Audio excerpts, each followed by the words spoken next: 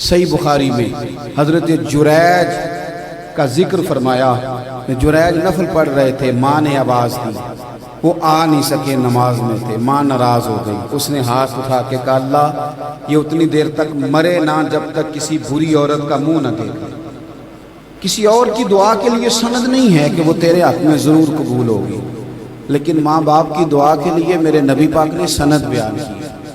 سید عالم صلی اللہ علیہ وسلم فرماتے ہیں جب بھی ماں باپ اولاد کے لیے ہاتھ اٹھاتے ہیں رب ضرور قبولیت کا شرف عطا کرتا ہے۔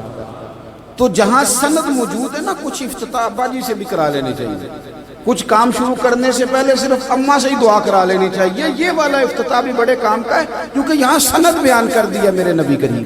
تو جناب جریج کی ماں ناراض ہو گئی، کہنے لگی اللہ اس نے میری بات نہیں سنی۔ اب تھے تو وہ نیک، لیکن رب کریم کی حکمت کا تقاضا ہے، ماں کی دعا کو بھی قبول کرنا تھا، اللہ نے آزمائش میں مبتلا کر دیا۔ والدہ تو چلی گئی، وہ ایک خیمے میں، ایک کٹیا میں، ایک جھونپڑی میں عبادت کرتے تھے، اللہ کو یاد کرتے تھے، رب رب کرتے تھے، اور لوگ ان کی بڑی تعریف بھی کرتے تھے، لوگ ان کے ارادت مند بھی تھے، عقیدت مند بھی تھے، اہل محبت بھی تھے۔ ایک عورت آ گئی، بس وہ اللہ کی حکمت پوری ہونی تھی، اس نے آ کے پہلے تو انہیں اپنی طرف مائل کرنا چاہا، جب نہ مائل ہوئے تو الزام لگا دیا۔ یہ ہمارے دور کا تقاضا ہے، لوگ پہلے آپ کو اپنے حق میں قائل کرتے ہیں، اپنی فرما برداری میں لانا چاہتے ہیں، اگر آپ نہیں آتے تو پھر وہ آپ کو مجرم قرار دے دیتے ہیں، یا میرے ساتھ چل ورنہ پھر میں تیرے خلاف پراپیگنڈا کروں گا۔ دو ہی باتیں، پہلے اس نے قائل کیا، جب جناب جریج قائل نہ ہوئے تو اس نے قریب ایک چرواہا تھا، اس چرواہے کے ساتھ جا کے منہ کالا کیا، مقررہ وقت پہ بچہ پیدا ہو گیا۔ لوگوں نے کہا کس کا ہے؟ کہنے لگی اس خانقاہ میں، اس حجرے میں عبادت کرنے والے کا۔ اگر کسی دیندار پر ذرا سا بھی الزام لگ جائے تو آپ یقین کریں کہ بڑے بڑے خوفناک لوگ بھی نیک ہو جاتے ہیں، جن کا اپنا سارا ماضی کالا سیاہ ہو وہ بھی اجالوں کے راہبر بن جاتے ہیں، جن کی اپنی زبانیں ساری زندگی آلودہ رہی ہوں وہ بھی بڑے بڑے اعلیٰ سچ بولنے لگتے ہیں۔ اعلیٰ کچے میرے مکان کی دیوار کیا گری، لوگوں نے تو میرے صحن میں رستے ہی بنا لیے۔ بڑے لوگ آ جاتے ہیں، پھر بڑا کچھ کرتے ہیں اور بڑے بڑے خوفناک جملے کستے ہیں، بس کو نقطہ جو ہاتھ آ گیا ایسا جیسے گرنے کا انتظار کر رہے تھے۔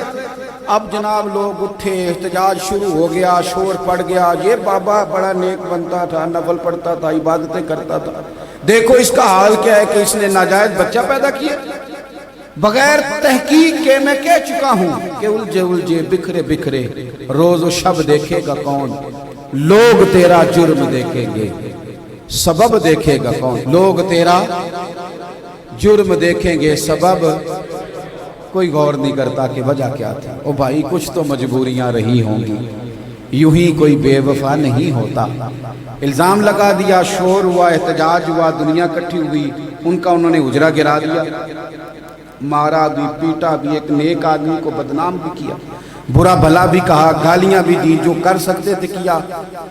اب جب سزا دینے لگے نا تو جناب جریج کہنے لگے تھوڑی سی اجازت دیتے ہو، مار تو تم نے دینا ہی ہے۔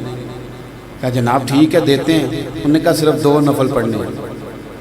اب وہ نفل پڑھ رہے تھے تو لوگ اس وقت بھی کہہ رہے تھے فراڈ ہی کر رہا ہے، دھوکہ ہی دے رہا ہے، چونکہ ذہن بن گیا نا، بدگمانی آ گئی۔ انہوں نے 2 نفل پڑھ کے ہاتھ اٹھائے، کہا اللہ جانا تو میں نے ہے، پر اس رسوائی کے ساتھ جنازے تک نہیں خراب ہو جاتے، قبریں تک نہیں لوگ بدنام کر دیتے، کہ اللہ جانا تو ہے میری رسوائی کے ساتھ، تو میری مدد فرما، اب تو میرا کیس تیری ہی عدالت میں ہے، تو رحمت کا دروازہ کھول۔ ہاتھ اٹھائے، دعا مانگی، نفل پڑھے، پورے مجمع پہ نظر دوڑائی، کوئی نہیں تھا سپورٹ کرنے والا۔ کل تک جو کہتے تھے نا تیرے لیے جیئیں گے، تیرے لیے مریں گے، ساری عمر ہی آٹا گدہ ہے، لکھاں کیتے نہیں پیڑے، اب وقت آیا ہی تے محمد بخشا کوئی نہیں ہو بیٹھا نیڑے، ایک بندہ بھی نہیں تھا، ووٹر سپورٹر ساتھ دینے والا کوئی نہیں تھا۔ تو جناب جریج بچے کی طرف اشارہ کر کے کہنے لگے کوئی نہیں بول رہا، تو ہی بول کے بتا دے تیرا باپ کون ہے، تو ہی بول کے بتا دے کون ہے۔ اللہ اکبر، میرا رب جب چاہے تو بچے بولتے ہیں، رب چاہے تو گونگے بولتے ہیں، رب جب چاہے تو پھر پتھر بھی بولتے ہیں۔ جب کہا نا تو ہی بتا تو بچہ بولا اور بول کے کہنے لگا میرا باپ جریج نہیں، میرا تو وہ ہے جو بکریاں چرانے والا ہے، وہ میرا باپ۔ جب رب کریم نے توفیق دی تو بچہ بول پڑا۔